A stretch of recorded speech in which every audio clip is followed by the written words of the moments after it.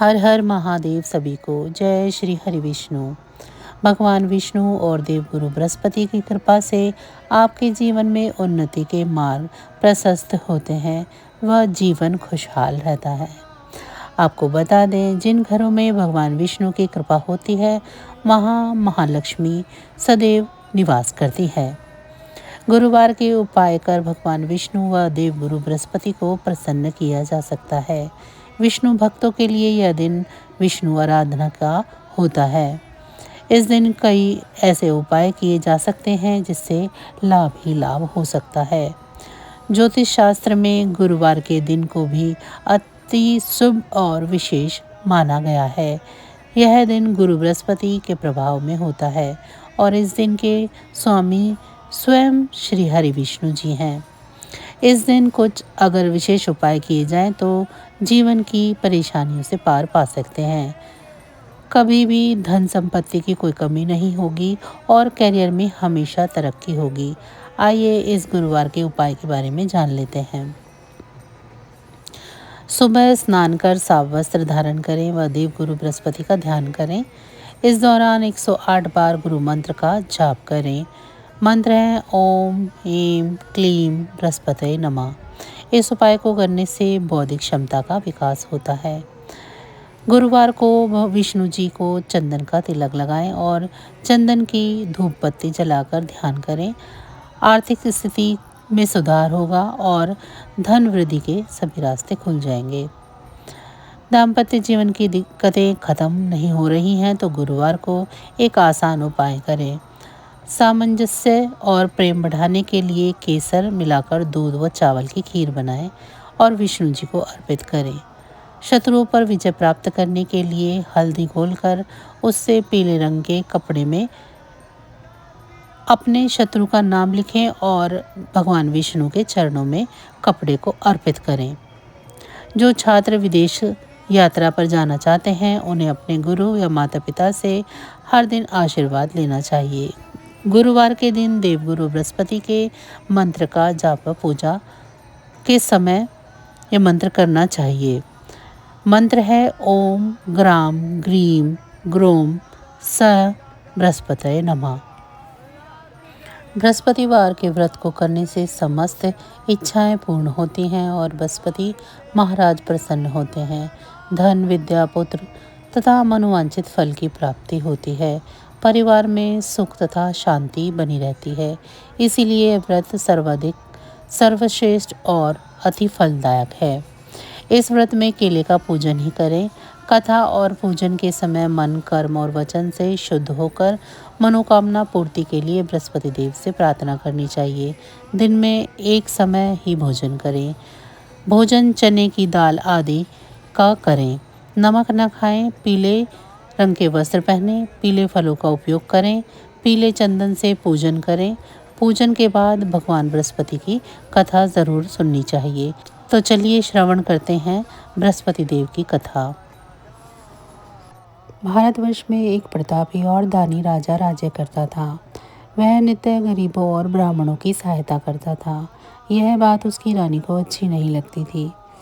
वह ना तो गरीबों को दान देती और ना ही भगवान का पूजन किया करती थी और राजा को भी दान देने से मना करती थी। एक दिन राजा शिकार खेलने के लिए वन को गए तो रानी महल में अकेली थी। उस समय बृहस्पति देव साधु का वेश बनाकर राजा के महल में भिक्षा के लिए गए और भिक्षा मांगी। रानी ने भिक्षा देने से इनकार कर दिया और कहा कि हे साधु महाराज, मैं तो दान पुण्य से तंग आ गई हूँ। मेरा पति सारा धन लुटाते रहते हैं। मेरी इच्छा है कि हमारा सारा धन नष्ट हो जाए, फिर ना रहेगा बांस और ना ही बजेगी बांसुरी। साधु ने कहा देवी, तुम तो बड़ी विचित्र हो। धन संतान तो सभी चाहते हैं, पुत्र और लक्ष्मी तो पापी के घर भी होनी चाहिए। यदि तुम्हारे पास अधिक धन है तो भूखों को भोजन करा दो, प्यासों के लिए प्याऊ बनवाओ, मुसाफिरों के लिए धर्मशालाएं खुलवाओ। जो निर्धन अपनी कुंवारी कन्या का विवाह नहीं कर सकते हैं उनका विवाह करा दो। ऐसे कई और काम हैं जिनके करने से तुम्हारा यश लोक परलोक में फैलेगा। परंतु रानी पर उपदेश का कोई प्रभाव न पड़ा। वह बोली, महाराज आप कुछ ना कुछ कहें, कुछ ना समझाएं। मैं ऐसा धन नहीं चाहती जो हर जगह बांटती फिरूं। साधु ने उत्तर दिया, यदि तुम्हारी ऐसी ही इच्छा है तो तथास्तु। तुम ऐसा करना कि बृहस्पतिवार को घर लीपकर पीली मिट्टी से अपना सिर धोकर स्नान करना, भट्टी चढ़ाकर कपड़े धोना। ऐसा करने से आपका सारा धन नष्ट हो जाएगा। इतना कहकर वह साधु महाराज वहाँ से अलोप हो गए। साधु के अनुसार कई बातों को पूरा करते हुए रानी को केवल 3 बृहस्पतिवार ही बीते थे कि उसकी समस्त धन संपत्ति नष्ट हो गई। भोजन के लिए राजा का परिवार तरसने लगा। तब एक दिन राजा ने रानी से बोला कि हे रानी, तुम यहीं रहो। मैं दूसरे देश में जाता हूँ क्योंकि यहाँ तो सभी लोग मुझे जानते हैं, इसीलिए मैं कोई ऐसा छोटा कार्य नहीं कर सकता। ऐसा कहकर राजा प्रदेश चला गया। वहाँ एक जंगल से लकड़ी काट कर लाता और शहर में बेचता। इस तरह वह अपना जीवन व्यतीत करने लगा। इधर राजा के प्रदेश जाते ही रानी और दासी दुखी रहने लगे। एक बार जब रानी और दासी को 7 दिन तक भोजन के बिना रहना पड़ा तो रानी ने अपनी दासी से कहा, हे दासी, पास ही के नगर में मेरी बहन रहती है। वह बड़ी ही धनवान है, तो उसके पास जाकर कुछ ले आ, ताकि थोड़ी बहुत गुजर बसर हो जाए। दासी रानी की बहन के पास गई। उस दिन गुरुवार था और रानी की बहन उस समय बृहस्पतिवार की व्रत कथा सुन रही थी। दासी ने रानी की बहन को अपने रानी का संदेश दिया, लेकिन रानी की बड़ी बहन ने कोई उत्तर नहीं दिया। जब दासी को रानी की बहन से कोई उत्तर नहीं मिला तो वह बहुत दुखी हुई और उसे क्रोध भी आया। दासी ने वापस जाकर अपनी रानी को सारी बातें बता दी। सुनकर रानी ने अपने भाग्य को कोसा। उधर रानी की बहन ने सोचा कि मेरी बहन की दासी आई थी, परंतु मैं उससे नहीं बोली। इस पर वह बहुत दुखी हुई होगी। कथा सुनकर और पूजन समाप्त करने पर वह अपनी बहन के घर आई और कहने लगी, हे बहन, मैं बृहस्पतिवार का व्रत कर रही थी। तुम्हारी दासी मेरे घर आई थी, परंतु जब तक कथा होती है तब तक ना तो उठते हैं और ना ही बोलते हैं, इसीलिए मैं नहीं बोली। कहो दासी क्यों आई थी?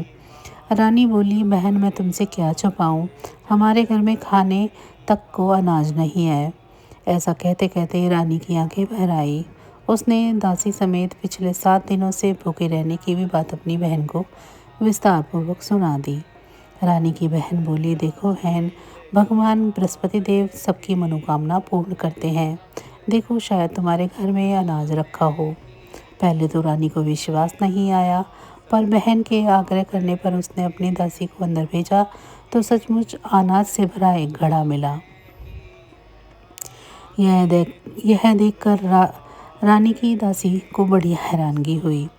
दासी रानी से कहने लगी कि हे रानी, जब हमको भोजन नहीं मिलता था तो हम व्रत नहीं करते थे, इसीलिए क्यों न इनसे व्रत और कथा की पूरी विधि पूछ ली जाए ताकि हम भी व्रत कर सकें।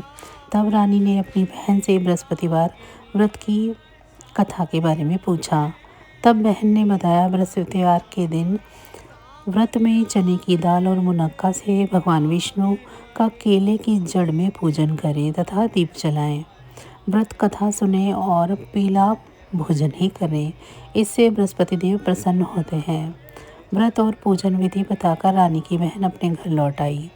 7 दिन के बाद जब गुरुवार आया तो रानी और दासी ने व्रत रखा। गुड़साल में जाकर चना और गुड़ लेकर आई। फिर उससे केले की जड़ तथा भगवान विष्णु का पूजन किया। अब पीला भोजन कहाँ से आई, इस बात को लेकर दोनों बहुत दुखी थे।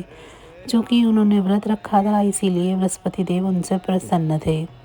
इसीलिए वे एक साधारण व्यक्ति का रूप धारण कर 2 थाली में सुंदर पीला भोजन दासी को दे गए। भोजन पाकर दासी प्रसन्न हुई और फिर रानी के साथ मिलकर भोजन ग्रहण किया। उसके बाद वे सभी गुरुवार को व्रत करने तथा पूजन करने लगी। बृहस्पति भगवान की कृपा से उनके पास फिर से धन संपत्ति आ गई, परंतु रानी फिर से पहले की तरह आलस्य करने लगी। तब दासी बोली, देखो रानी, तुम पहले भी इस प्रकार आलस्य किया करती थी, तभी धन रखने में कष्ट होता था। इस कारण सभी धन नष्ट हो गया और अब जब भगवान बृहस्पति की कृपा से धन मिला है तो तुम्हें फिर से आलस्य होता है। रानी को समझाते हुए दासी कहती है कि बड़ी मुसीबतों के बाद हमने यह धन पाया है, इसीलिए हमें दान पुण्य करना चाहिए, भूखे मनुष्यों को भोजन कराना चाहिए और धन को शुभ कार्यों में खर्च करना चाहिए, जिससे तुम्हारे कुल का यश बढ़ेगा, स्वर्ग की प्राप्ति होगी और पितृ प्रसन्न होंगे। दासी की बात मानकर रानी अपना धन शुभ कार्यों में खर्च करने लगी, जिससे पूरे नगर में उसका यश फैलने लगा। बृहस्पतिवार व्रत कथा के बाद श्रद्धा के साथ आरती की जानी चाहिए। इसके बाद प्रसाद बांटकर उसे ग्रहण करना चाहिए।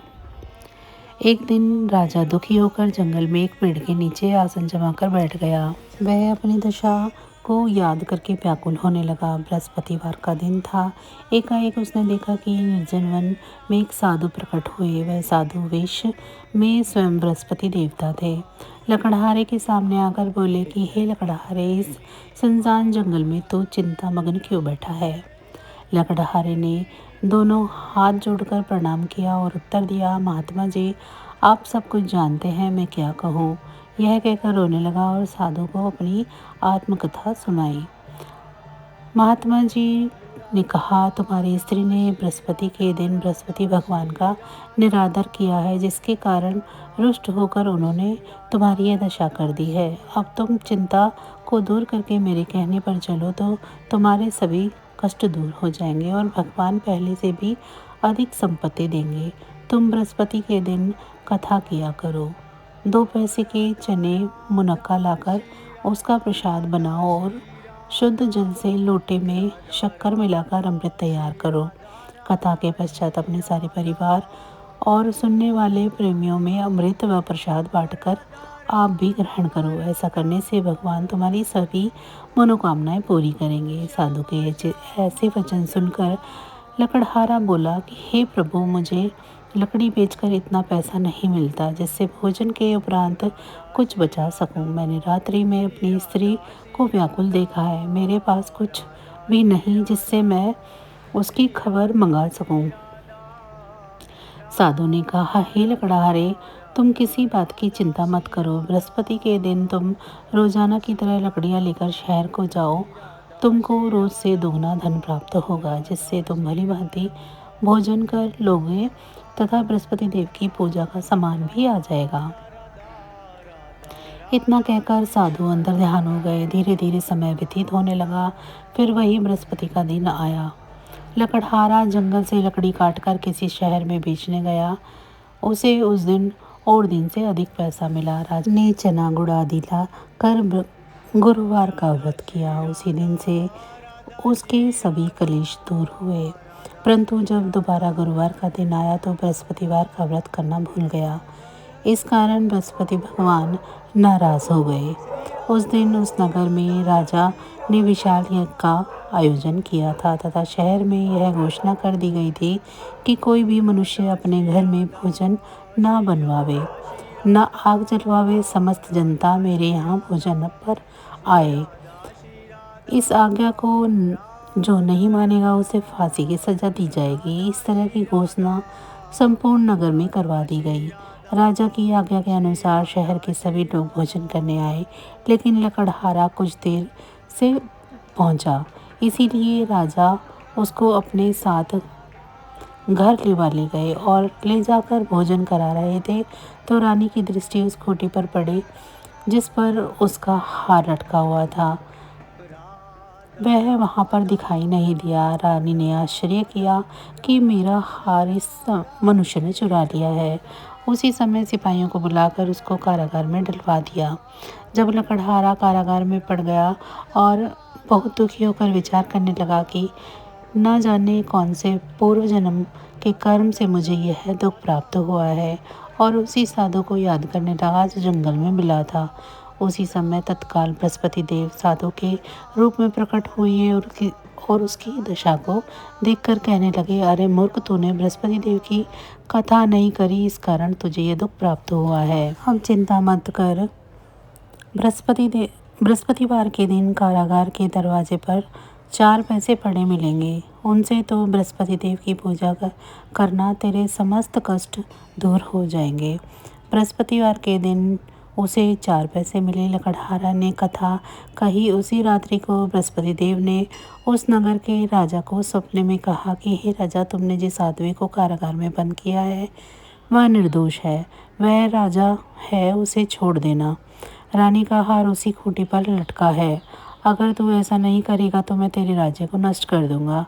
इस तरह रात्रि के स्वप्न को देखकर राजा प्रातःकाल उठा और खूंटी पर हार देखकर लकड़हारे को बुलाकर क्षमा मांगी तथा लकड़हारे को योग्य सुंदर वस्त्र आभूषण देकर विदा किया। बृहस्पति देव की आज्ञा अनुसार लकड़हारा अपने नगर को चल दिया। राजा जब अपने नगर के निकट पहुंचा तो उसे बड़ा आश्चर्य हुआ। नगर में पहले से अधिक बाग, तालाब, कुएं तथा बहुत सी धर्मशालाएं, मंदिर आदि बन गई हैं। राजा ने पूछा कि यह किसका बाग है और धर्मशाला है। तब नगर के सब लोग कहने लगे कि यह सब रानी और दासी के हैं। तो राजा को आश्चर्य हुआ और गुस्सा भी आया। जब रानी ने ये खबर सुनी कि राजा आ रहे हैं तो उन्होंने बांदी से कहा कि हे दासी, देख राजा तुमको कितनी बुरी हालत में छोड़कर गए थे। हमारी ऐसी हालत देखकर वह लौट न जाएं, इसीलिए तो दरवाजे पर खड़ी हो जा। आज्ञा अनुसार दासी दरवाजे पर खड़ी हो गई। राजा आए तो उन्हें अपने साथ लिवा लाई। तब राजा ने क्रोध करके अपनी रानी से पूछा कि यह धन तुम्हारे को कैसे प्राप्त हुआ। तब उन्होंने कहा, हमें यह सब धन बृहस्पति देव के इस व्रत के प्रभाव से प्राप्त हुआ है।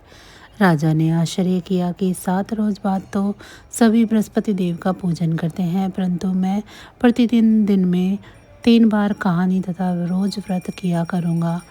अब हर समय राजा के दुपट्टे में चने की दाल बंधी रहती तथा दिन में 3 बार कहानी कहता।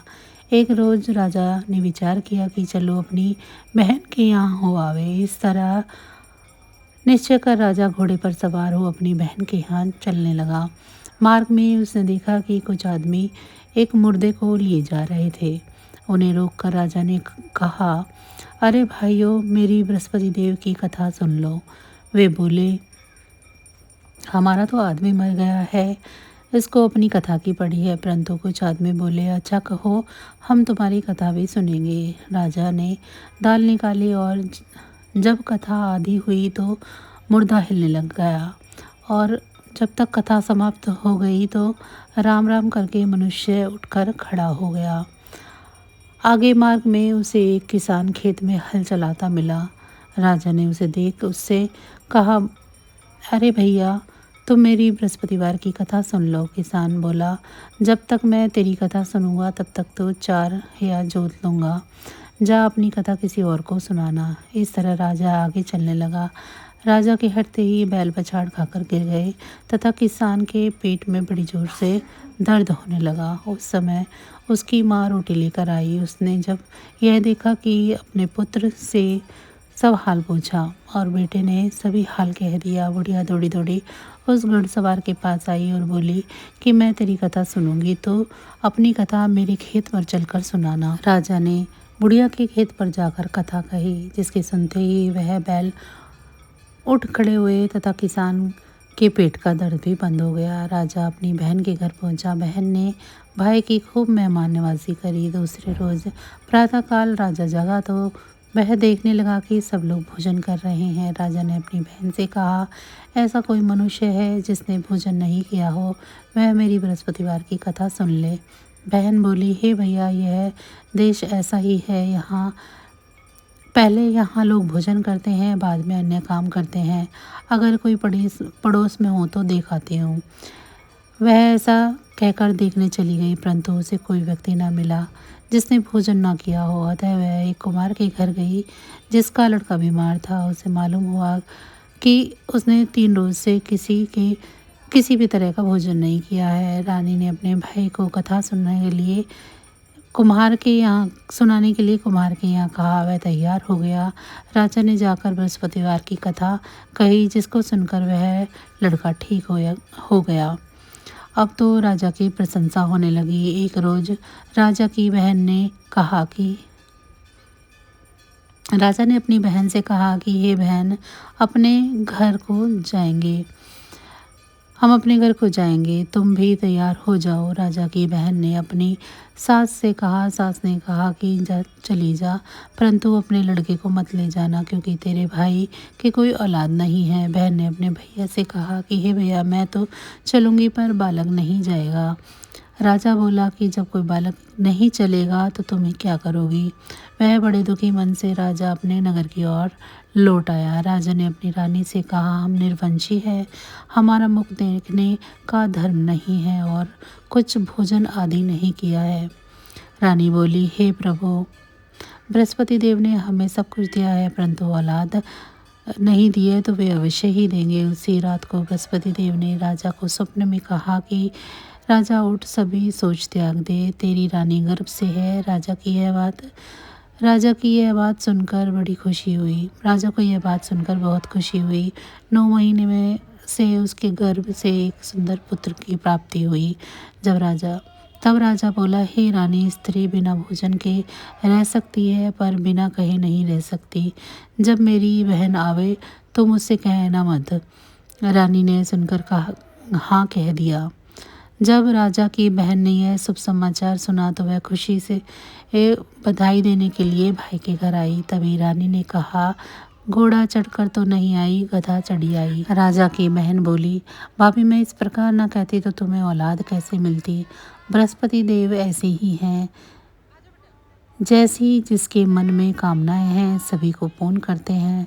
जो सद्भावना पूर्वक बृहस्पतिवार का व्रत करता है एवं कथा को पढ़ता है, सुनता है, दूसरों को सुनाता है, बृहस्पति देव उसकी सभी मनोकामनाएं पूरी करते हैं। भगवान बृहस्पति देव उसकी सदैव रक्षा करते हैं। संसार में जो मनुष्य सद्भावना से भगवान जी का पूजन व्रत सच्चे हृदय से करते हैं तो उसकी सभी मनोकामनाएं पूर्ण होती है। जैसी सच्ची भावना से रानी और राजा ने उनकी कथा का गुणगान किया तो उनकी सभी इच्छाएं बृहस्पति देव जी ने पूर्ण की थी। इसीलिए पूर्ण कथा सुनने के बाद प्रसाद लेकर जाना चाहिए। हृदय से उनका मनन करते हुए जयकारा बोलना चाहिए। बोलो बृहस्पति देव की जय, भगवान विष्णु की जय। तो बस आज की जानकारी इतनी ही थी। फिर मिलेंगे हम आपको ऐसी ही किसी अन्य जानकारी के साथ अगली वीडियो में। तब तक अगर आपको मेरी जानकारी अच्छी लगी है तो वीडियो को लाइक करें। चैनल को अभी तक सब्सक्राइब नहीं किया है तो चैनल को सब्सक्राइब कर लें और कमेंट बॉक्स में जय श्री विष्णु ज़रूर लिखें। इसी के साथ भगवान विष्णु जी की कृपा दृष्टि आप सभी पर सदैव बनी रहे। आप सभी का बहुत बहुत धन्यवाद।